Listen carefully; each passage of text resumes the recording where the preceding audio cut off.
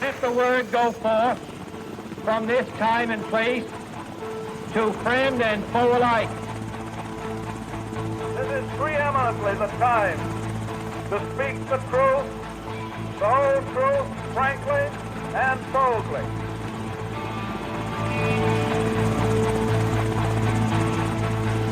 History doesn't have to be boring, buttoned up, or inaccessible. And it certainly didn't end in 1945. It belongs to all of us, and we share and add to it every day. Welcome to the History A Go-Go podcast, where I interview interesting guests, cover a motley crew of topics, and it's a place where you can sit, think, and drink all at the same time. I'm your host, Rob Mellon. We distinguish between those actions which we feel advances the cause of freedom and these hit-and-run raids which we do not feel advance the cause of freedom, and we're attempting to discourage those. My guest today is Thomas Maier. He is an award-winning author, journalist, and television producer. Maier joined Newsday in 1984 after working at the Chicago Sun-Times. He's won several top honors, including the National Society of Professional Journalists Top Reporting Prize twice, the National Headliner Award, the Worth Bingham Prize, and the New York Deadline Club. In 2002, he won the International Consortium of Investigative Journalists Top Prize for a series about immigrant workplace deaths. At the Columbia University Graduate School of Journalism, he won the John M. Patterson Prize for television documentary making and later received the John McCloy Journalism Fellowship to Europe. He has written several books, including Masters of Sex, which was the basis for the Emmy-winning Showtime drama that ran for 4 seasons. His other works include When Lions Roar, The Churchills and the Kennedys, The Kennedys, America's Emerald Kings, Dr. Spock, An American Life, named a notable book of the year by the New York Times that year, and Newhouse, All the Glitter, Power, and Glory of America's Richest Media Empire and the Secretive Man Behind It. Winner of the Frank Luther Mott Award as the Best Media Book of the Year, presented by the National Honor Society in Journalism and Mass Communication. His most recent book, Mafia, Spies, the inside story of the CIA, Gangsters, JFK, and Castro, is the true story of espionage and mobsters, based on the never-before-released JFK files.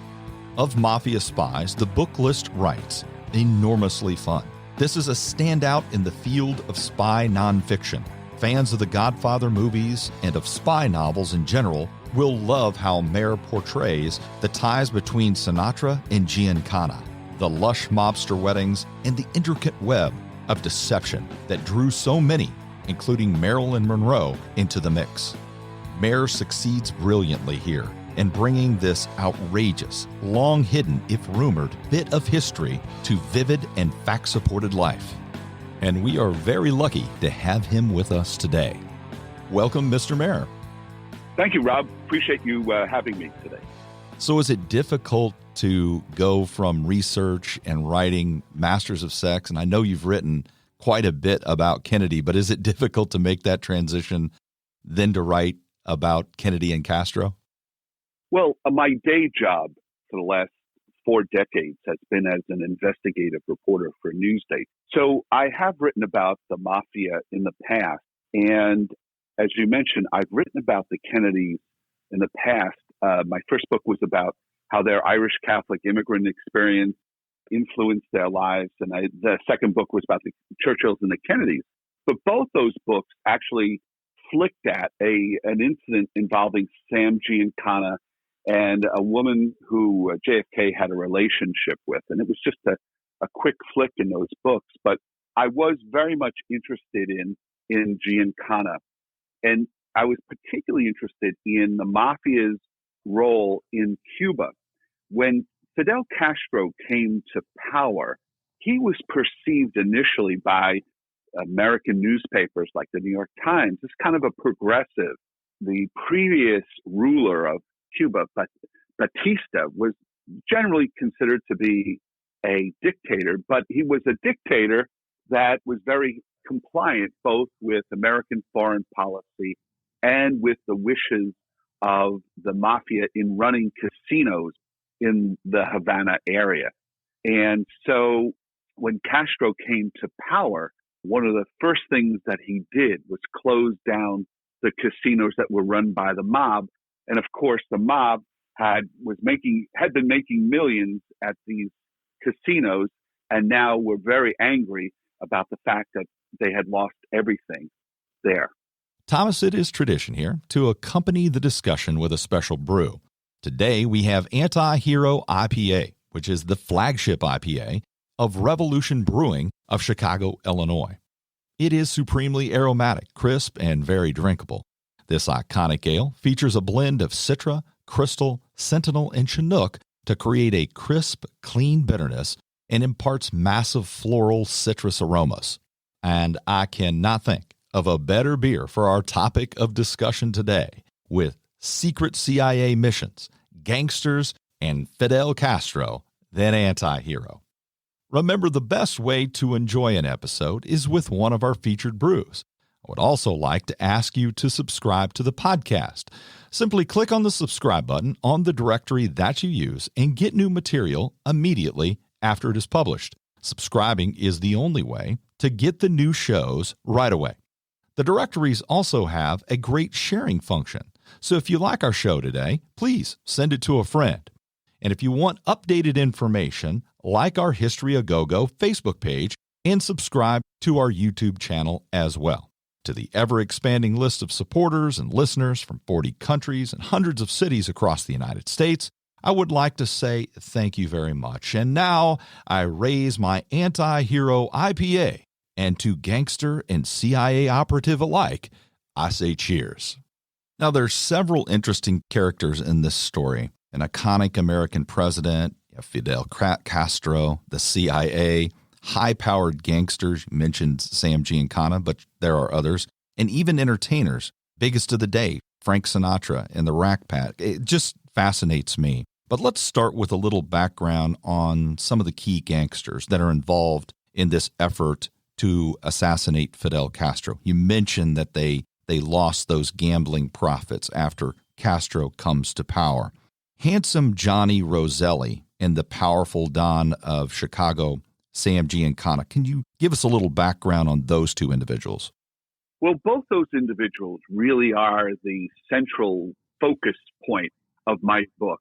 And what fascinated me about them was that they both had a working relationship in the sense that they were both working for the same Mafia outfit, but they had been friends for many years. And as friends, they were very different men. Giancana was a man who was married, had 3 daughters, and his wife dropped dead one day, screaming at the kids. And suddenly, in midlife, the head of the Chicago mob, Giancana, found himself as a widower trying to deal with 3 teenage daughters. And so he was a man that saw women in a very, very bipolar way, if you will, in the sense that he saw them either as a virginal, like his wife, who he adored, who he put up on a pedestal, or as the girlfriends, the type of women that he could party with. Johnny Roselli was a very different man. Roselli was sent by the Chicago mob out to Los Angeles, and he was essentially a fixer in Hollywood. He worked with a number of different studio heads and dated a number of well-known actresses, people like Donna Reed, for instance, that really surprised me. He married an actress. But the thing that about Johnny Roselli that I found fascinating was he was kind of like a Casanova. He was married, as I mentioned, for a very short time. He was a man who loved women and genuinely, and women loved him very much so. But he was a man who kind of almost went from flower to flower and really was not tied to the convention of marriage. Whereas Giancana, once his wife died, seemed like he was always trying to find the next beautiful one, the next woman that he could idolize. I found the kind of the relationship. These were 2 very different types of men. They're almost archetypes of men and how men view women. And so even though they were killers and even though they were involved in this extraordinary proven conspiracy that the CIA about almost 50 years later actually acknowledged, I still found them to be really fascinating individuals. And in many ways, they kind of reminded me of that movie Butch Cassidy and the Sundance Kid, in the sense that they were two very different male buddies, if you will, and they travel through this story together. It's fascinating to me because I think, why is the CIA turning to the Mafia? We know that none of the attempts to assassinate Castro were successful. The CIA had a plan to poison Castro's food going back to 1960, which was before JFK was even in office. But the CIA didn't have a great deal of experience conducting operations of this nature. They didn't have operations designed to assassinate world leaders. Was this the first operation of that kind? Well, it wasn't necessarily the first operation, but it was it's the first proven, documented example. This really represented a change in the approach of intelligence gathering by the United States. Very quickly after World War II, the United States did not have a spy operation when the war started, World War II. The CIA really did not start until the late 40s. And essentially its role was intelligence gathering. What this represented was covert operations. In other words, instead of observing things happening, they were now trying to make things happen. In this case, try to get rid of the leader of another country.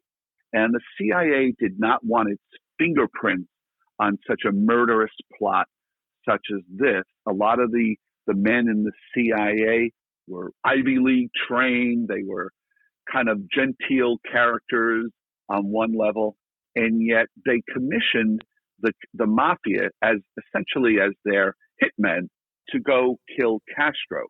And there's kind of almost a comedy of errors on one level, in which the attempts to kill Castro, as you mentioned, not only included poisoning, there was an attempt with an exploding cigar.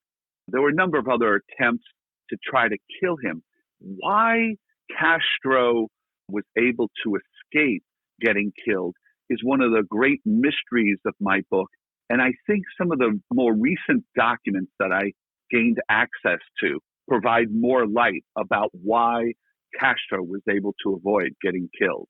We made it repeatedly clear that the armed forces of this country would not intervene in any way.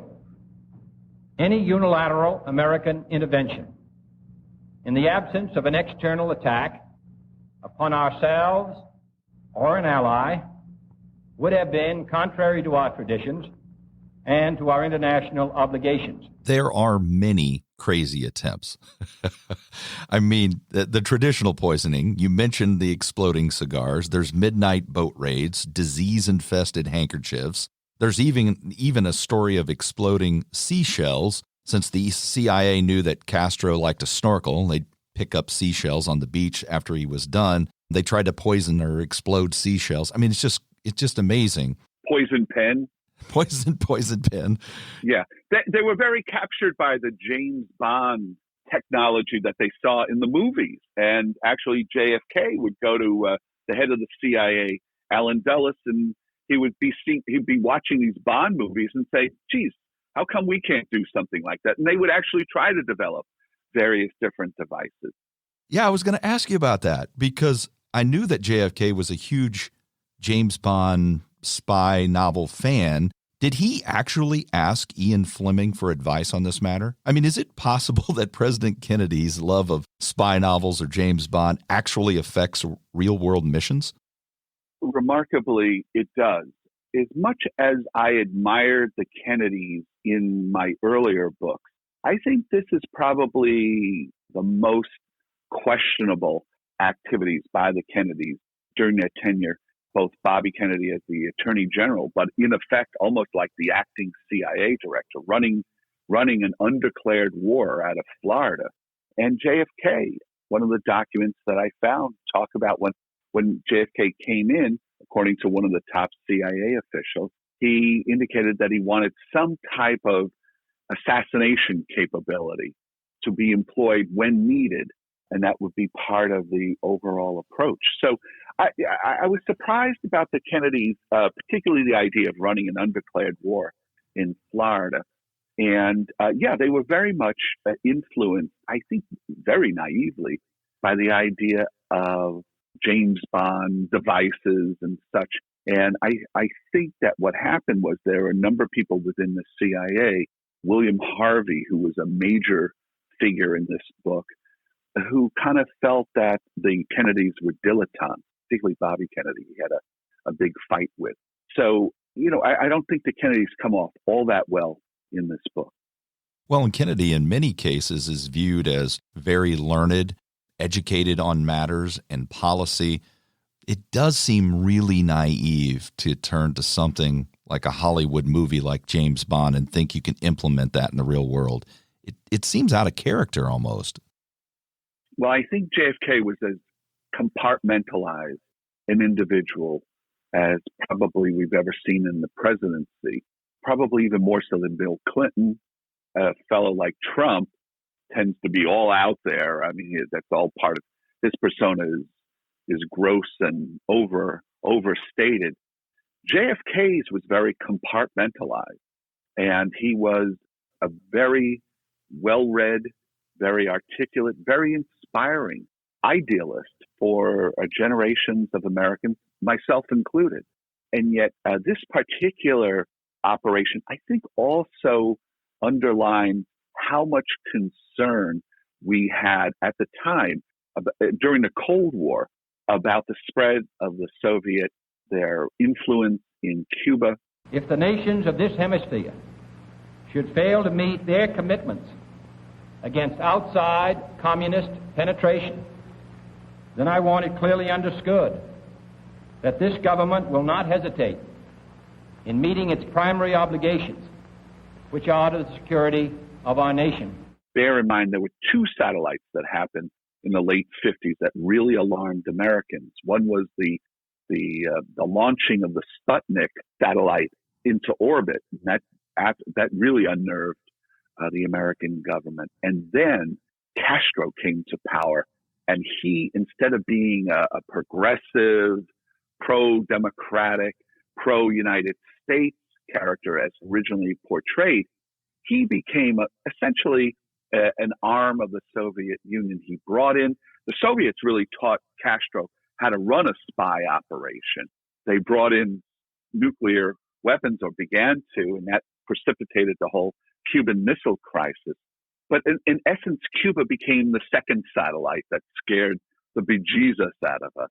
And so this story, you have to understand all of the dynamics. I think you have to understand that this is a major point in American foreign policy when the Cold War is at its height, and our concern about the spread of communism really precipitated, was the impetus for a lot of these actions. One of the more intriguing aspects of the story is the role that Hollywood or stars of the day play. Frank Sinatra absolutely cherishes his friendship with John F. Kennedy. Kennedy's brother-in-law is Peter Lawford, who was in the Rat Pack before the falling out with Sinatra. But Sinatra is also close with Sam Giancana and Johnny Roselli, if I get that right. Oh, definitely, yes. Yeah, and Giancana had dated Phyllis McGuire, famous singing trio, the McGuire sisters. Right. There's this interesting web of prominent, influential people. We would almost call them influencers today. Right. It is really interesting to me. Is Sinatra and these other entertainers really connected between the mob? Did they make that connection between the mob, the White House, and then eventually the CIA? Oh, yeah. Sinatra, very much so. His FBI file is very voluminous, and I relied upon his FBI file in putting together this book.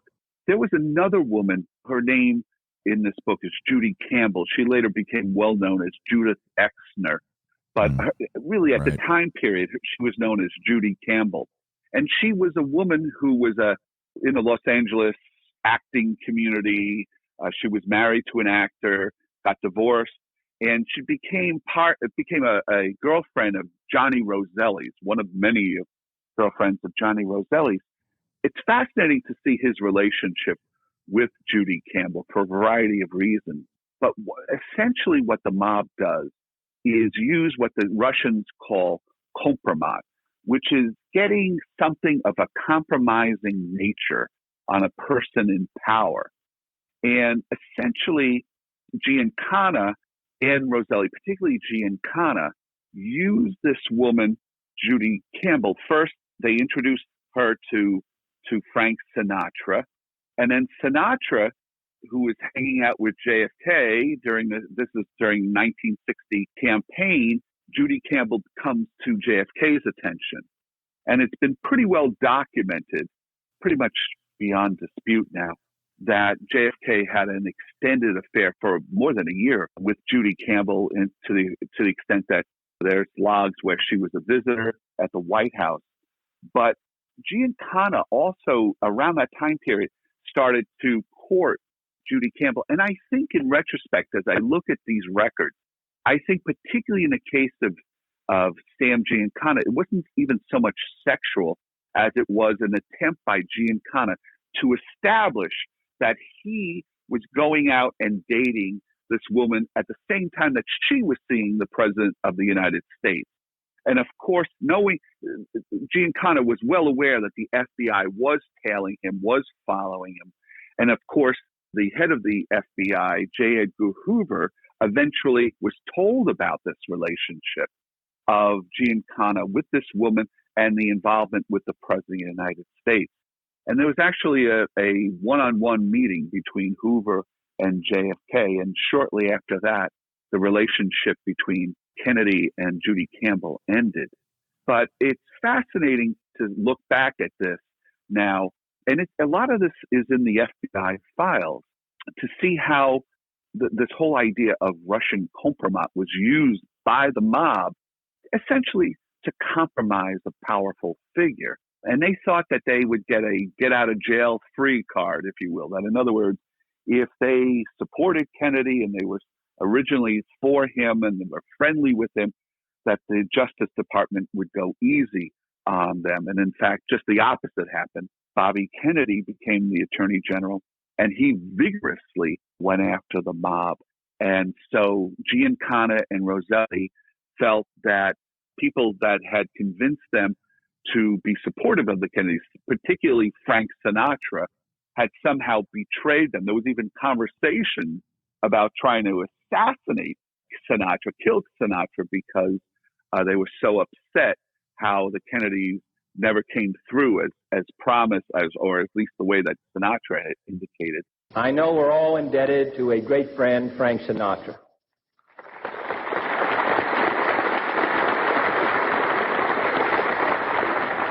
Long before he could sing, he used to poll a Democratic precinct back in New Jersey. That precinct has grown to cover a country. But long after he has ceased to sing, he's going to be standing up and speaking for the Democratic Party, and I thank him on behalf of all of you tonight. You cannot imagine the work that he has done to make this show a success. Tonight, there are 2 shows on Broadway that are closed down because the members of the cast are here. And I want he and my sister Pat's husband, Peter Lawford, to know that we're all indebted to them, and we're proud to have them with us. And so it was a very tangled web that really has been revealed over a number of years.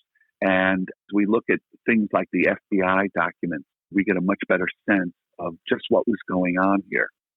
So does JFK turn away from Sinatra for that reason, because of that tangled web? Yeah. I know that there's that famous incident where Kennedy is going to visit California. He's supposed to stay with Sinatra.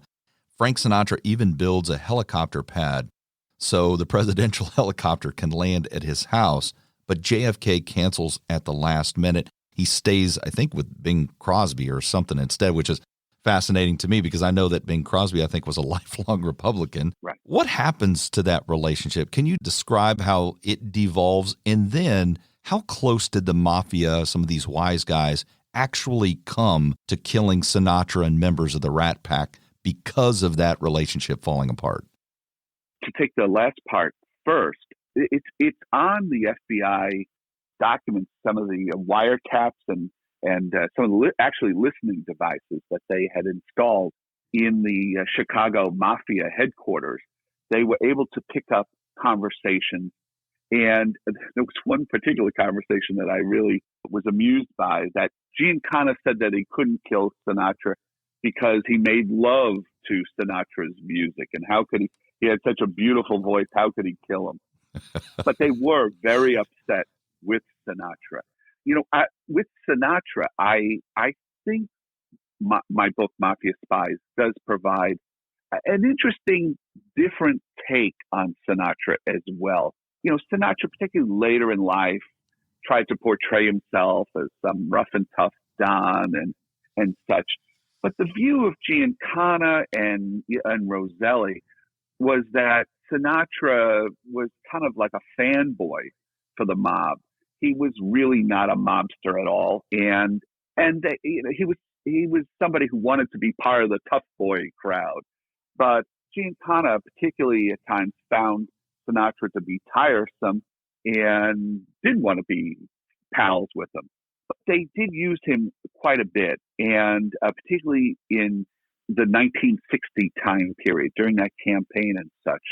It's fascinating to see this connection between Kennedy, Sinatra, and the Mafia, and how they seem to collide. That complicated situation that you bring up with the FBI investigating the outfit, which was the name, if I get this right, the name of the Chicago mob, right, or Giancana's group. Right. How do they find out? How does the FBI find out that the mob is conspiring to kill Castro? That must have been like crazy to them when they found that out.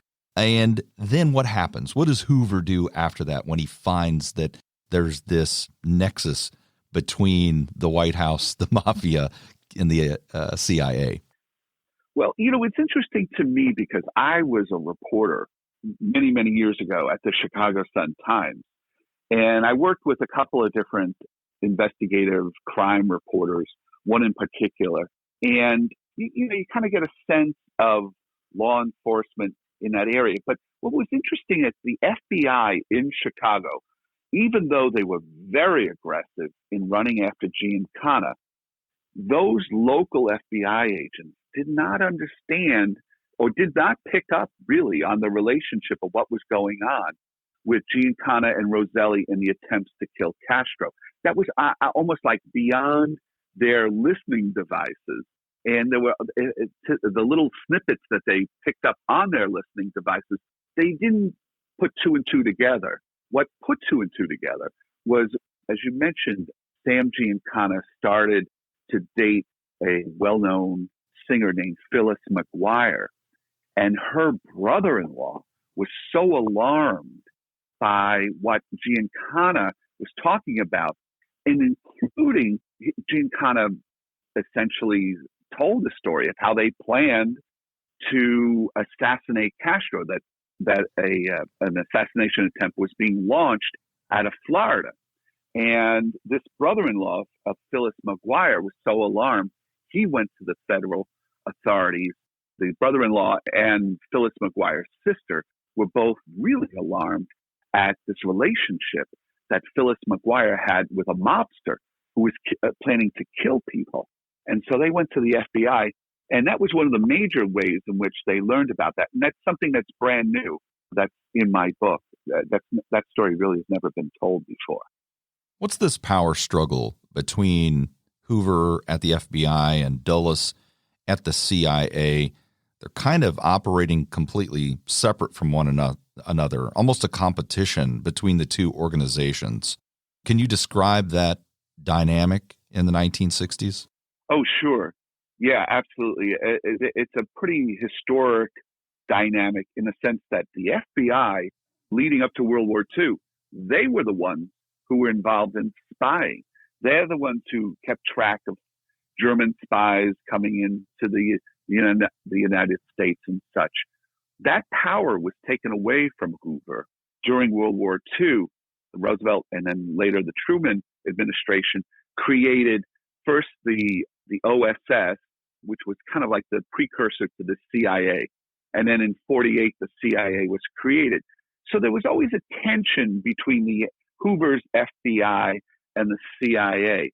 The idea that the role of the CIA was designed by definition to be involved in foreign intelligence. So when Hoover finds out that the CIA is running a camp right by the Miami Zoo, training Cuban exiles to go jump into boats and go 90 miles south and start trying to overthrow the Cuban government. And there's a couple of incidents in which people become aware of that activity in Florida. The FBI is upset about it, and there is that tension, once again, between the CIA and the FBI. And in this case, the CIA won. Let's go back to Johnny Roselli for a second. What efforts are actually made, and how close do they come to succeeding in assassinating Castro? Well, I think Roselli's attempts to kill Castro were always sincere. Certainly, he made a number of different attempts.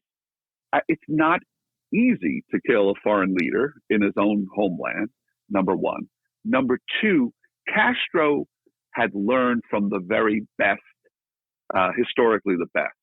That's the Russians, that's spying. I would also say it is perhaps least understood by the intelligence services and by their masters. And I speak from prime ministers down, and particularly secretaries of state, because it deals with gaining the objectives short of nuclear war. And it presents to the West, by the various themes that it promulgates, what I call a wilderness of mirrors. They can have you believe whatever they desire you to believe. The Russians, they really wrote the book on how to be spies. Winston Churchill was well aware of that, for instance, in setting up the British spies. And the British were way ahead of us. We really did not get into the spying game until after World War II in a substantial, permanent agency type of way. So Roselli made a lot of different attempts.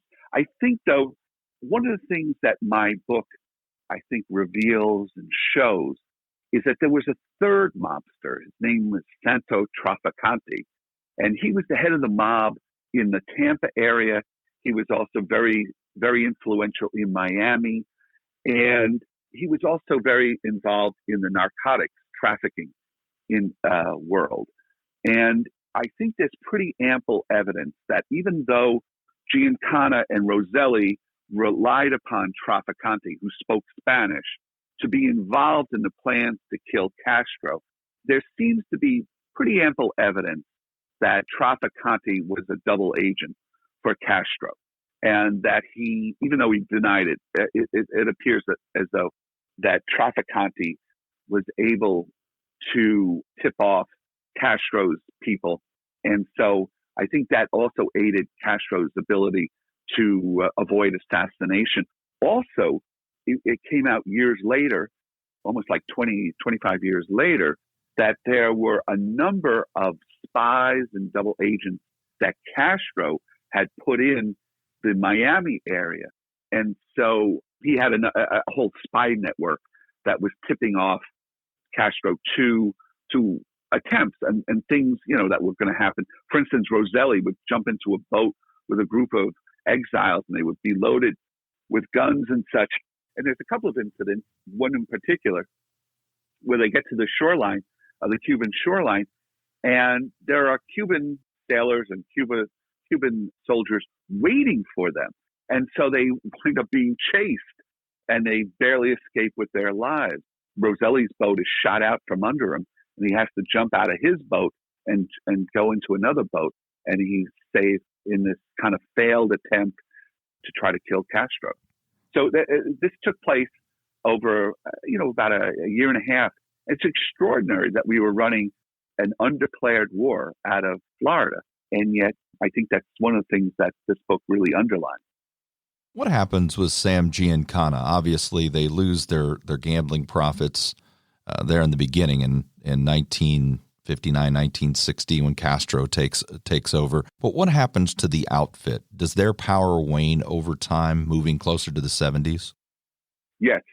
I was really fascinated with this also because not only is it a turning point in the Cold War and the turning point for the CIA, as I mentioned, kind of going to covert operations and stuff, but this is a turning point for the Mafia as well. This is really the height of the Mafia around 1960 or so. And Giancana is installed as the head of the Chicago mob by two senior mafioso who essentially kept things very low-keyed and told Giancana, stay low, don't attract any attention to yourself. And the reason why they said that is because these senior mafioso had come of age during the Al Capone era. And Al Capone was a very brash mobster who attracted the attention of the Fed and wound up going to jail. Not unlike John Gotti, many years later here in New York, who attracted a great deal of attention. And Giancana essentially defied the instruction, and he started dating Hollywood stars, and it was pretty well known that he was traveling with Sinatra and things like that.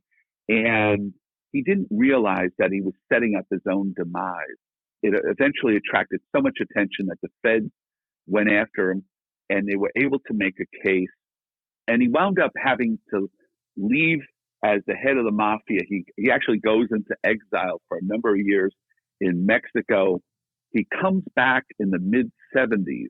And in the mid-'70s is when, slowly but surely, the information about this attempt to kill Castro is becoming public. So it's almost like 15 years after the fact that the Senate holds hearings about this. And Giancana is expected to testify. In fact, two investigators from the Senate fly out to Chicago to meet with him. The following day, Giancana is murdered. And Roselli gives some testimony, but he's later called back to give even more testimony. His initial testimony really was not that revealing. And when he was called to testify that second time, Roselli winds up dead. And just who killed Sam and Johnny is the big question mark at the end of the book. And at the end of the book, I think I give the reader a pretty good idea of who I believe killed them. So the Senate, as you mentioned, had those committee hearings. I believe it was the Church Committee in 1975, trying to it was designed to investigate abuses of the CIA, probably not just the Castro situation. There's some interesting names on that committee, not just Frank Church, but John Tower, who will show up later, Howard Baker, Walter Mondale, right, Barry Goldwater, yeah, Gary Hart, and just an interesting combination of individuals. Was there any success in that committee, and how did it affect how the CIA operated? And obviously it affected Sam Giancana and Johnny Roselli. Yeah, sure did. Well, I think the biggest takeaway from that whole period, there were two things. One is the feeling that the CIA had gotten out of control, did not have the proper oversight, that some of these hearings did grow out of the whole Watergate experience, in which we became aware with the way in which the Nixon administration had abused both the FBI and the CIA. And in fact, some of the people involved in the actual Watergate burglary were characters who had been involved with this whole Cuban exile effort 15 years earlier down in Florida. So there was an attempt by the Senate to get a better handle on the CIA.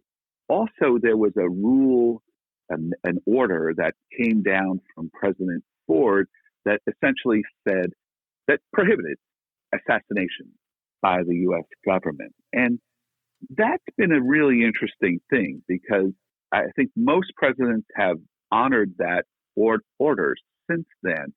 I think, though, that there in recent years, both with the rise of terrorism and just what exactly is a state-sanctioned assassination.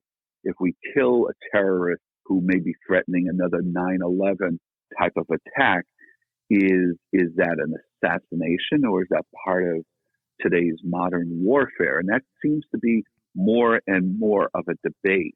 So the two things that come out of that Senate hearing was getting a better handle on the CIA and the ban on assassination.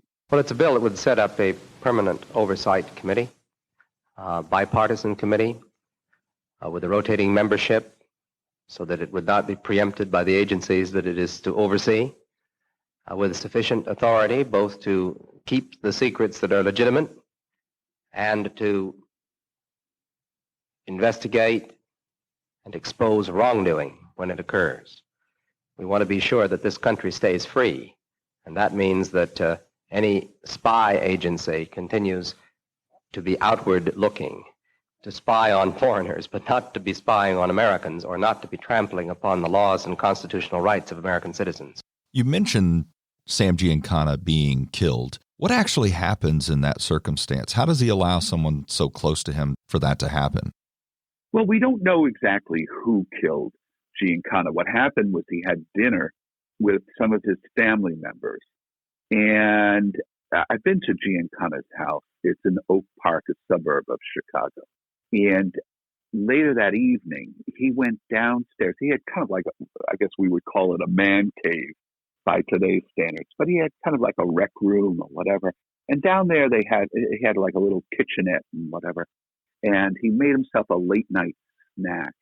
And apparently somebody came to the door. And apparently it was somebody that he recognized. There was no sign of a struggle. And apparently he was cooking. He continued to cook. He was cooking some type of sausages.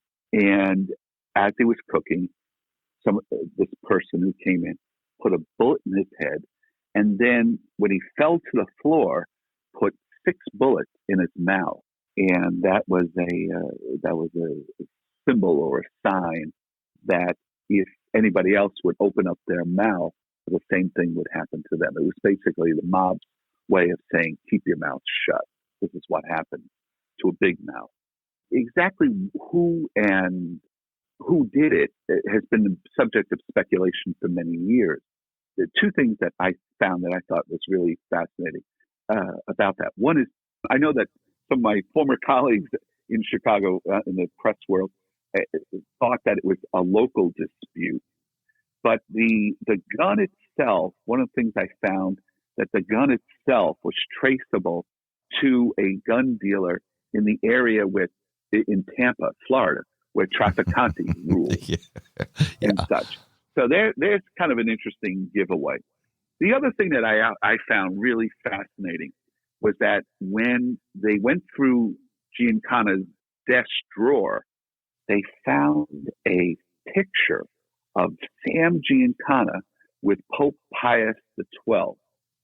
Now, how you get a private meeting with the Pope in Rome, you have to have some really major clout behind you to get that type of private audience. And that has been one of the great mysteries to me about exactly when that happened. It had to have happened prior to 1959, somewhere in that time period, 58, 59 is my estimate of when that happened. And it's when Giancana was on the lam there for a while. He was trying to stay out of sight. They wanted to subpoena him in the Senate, and he avoided that. But somehow he wound up in Rome getting his picture taken with the Pope. And when he was murdered in 1975, there was a photo found in his desk drawer of that time in Rome. It's absolutely amazing. Who got him in to see the Pope is something I would love to. I have my ideas of who that is, but I don't know it for sure. So if I didn't know it for sure, I didn't put it in my book. What's the specifics of what happens to Johnny Roselli? Well, with Roselli, he comes to the conclusion that he's a marked man. And it's a long story that I describe in the book. But there were enough mobsters who were upset with Roselli and what Giancana and what had happened and such, that essentially a hit was authorized on Roselli. And he became aware that he was warned of it. He went down to Florida. He wound up playing golf. In fact, he told his brother-in-law something to the effect that if I'm missing, go to the golf links and look for my car. You may find it there. Well, anyway, that's what happened. He went to play golf and somehow was abducted or murdered, whatever.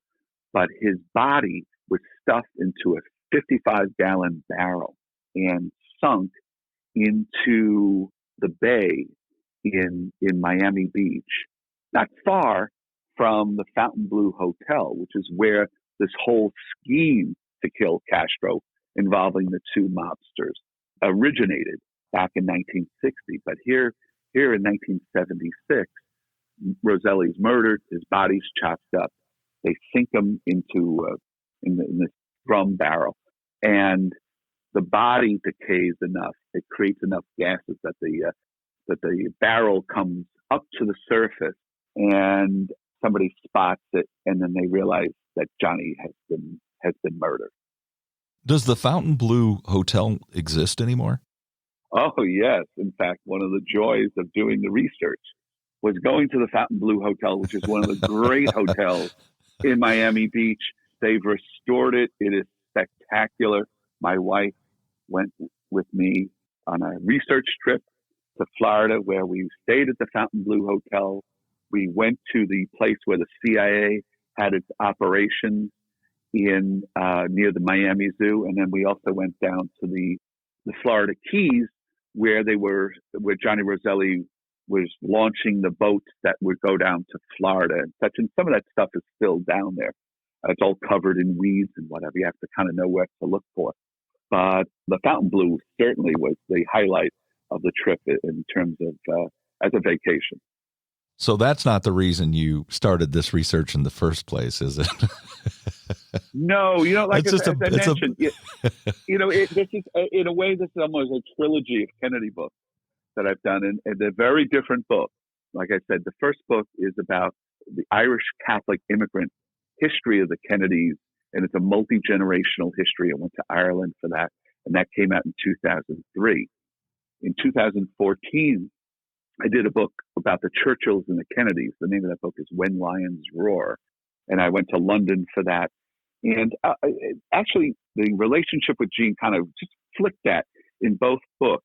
And so I was always interested in doing a book about this time period because it is the height of the mob. It's certainly the Kennedy era.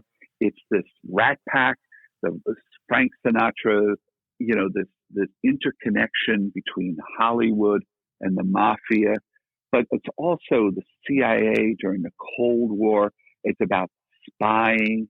And to me, that was an allure. It was, it was just a mix of subjects coming together in one great adventure, if you will.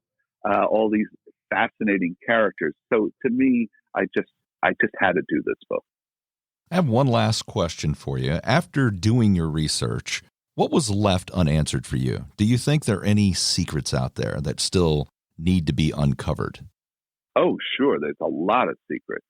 Every time I talk about this book, most times people will ask me, so who do you think killed JFK? And of course, I know enough about pursuing murder cases to know that, generally speaking, if you don't solve a murder within about 72 hours, it's going to be very hard to solve that murder. And so this book, I think, provides some interesting background. It doesn't provide any answers in that regard. I think the idea of how much Castro was able to avoid assassination, how he learned spying from the Russians, and how he planted a spying network in the United States that helped him avoid assassination is certainly a big part of my book, the back end of my book. But I would imagine there are doctoral theses and many other books that could be written specifically just about that. And so that's a big mystery. And then, I guess the reason why do people make the choices that they do in life? I found it fascinating. Roselli, it's not even his real name. That's a made up name by Roselli. It was an alias that he lived with his whole life.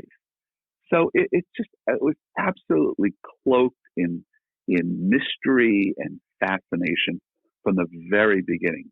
And so I was really glad that there was enough in the public record that I could really write a relatively definitive book about a conspiracy that not was something that was, an internet conspiracy or a Trump conspiracy, but actually a conspiracy that the CIA acknowledged in 2007.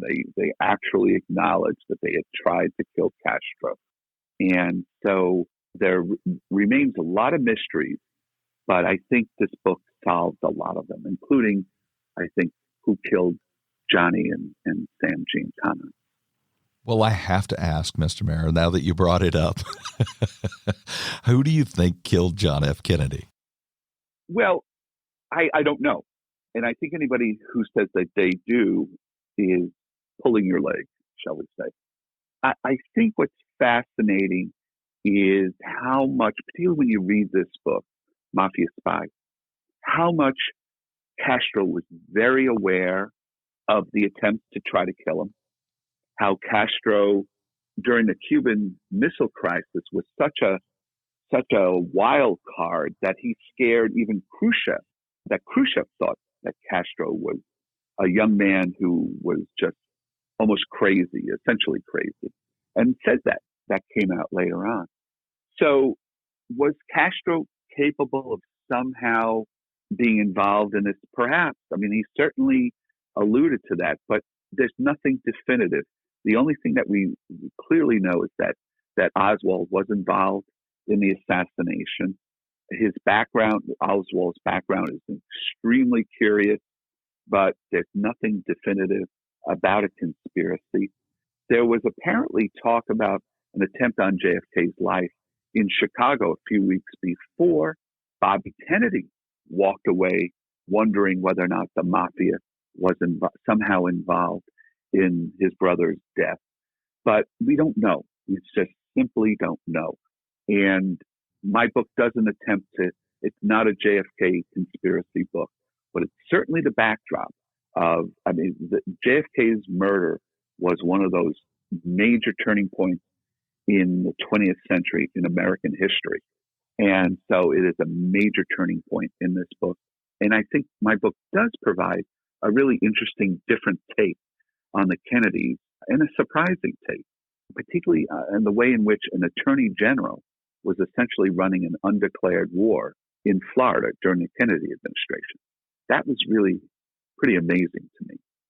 I think the fact, your book highlights it, all of these interesting connections between disparate groups who shouldn't have any connection at all, kind of lends itself to conspiracy. You're talking about the CIA, and you're talking about an agency that's designed to be involved in espionage and things of that nature. And there was, it's incredible as it may seem, that during the Eisenhower administration, there was the sign-off on the attempt to kill Castro. And JFK, he adopted this when he came into power. This operation was in place.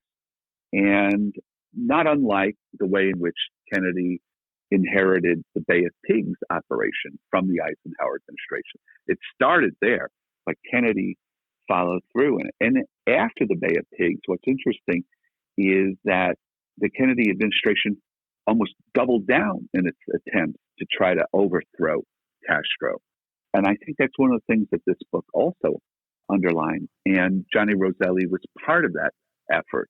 So to me, it was really fascinating. It's a fascinating time, this confluence of all these different groups, the Mafia at its height, the CIA at a turning point, the Kennedys, Hollywood, Sinatra, all the women in their lives, fascinating group of women. To me, it was just a great opportunity to tell a fascinating story. Thanks a lot, Thomas. That was a lot of fun and extremely interesting. Rob, thank you so much for inviting me.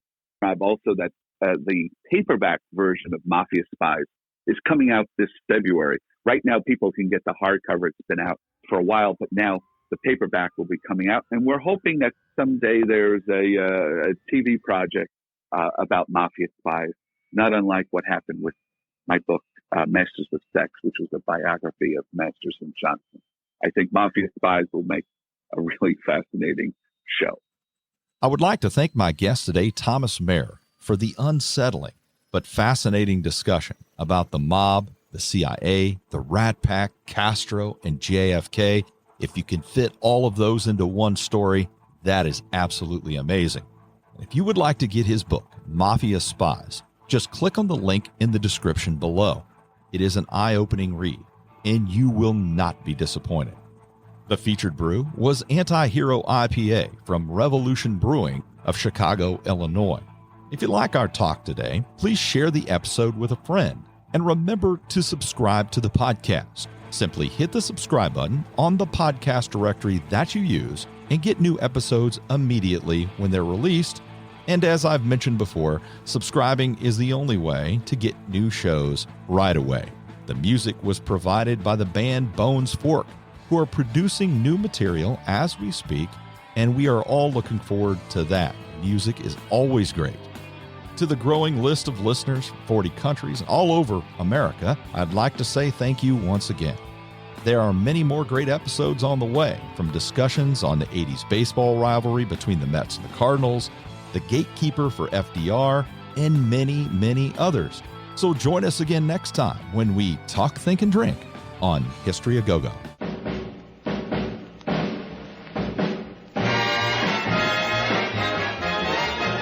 Everyone is voting for Jack, 'cause he's got what all the rest lack.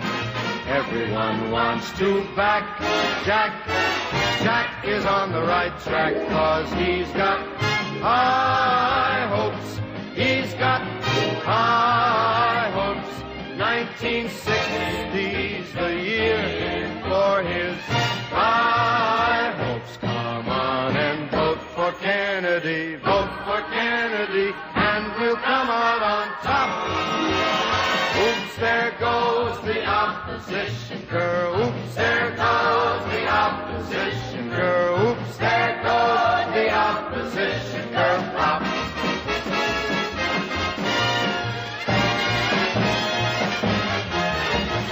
K-E-double-N-E-D-Y. Jack's the nation's favorite guy. Everyone wants to back Jack. Jack is on the right track, 'cause he's got high hopes. He's got high hopes. 1960's the year for his high hopes. Come on and vote for Kennedy. Vote for Kennedy. Keep America strong. Kennedy, he just keeps rolling up. Kennedy, he just keeps rolling up. Kennedy, he just keeps rolling up.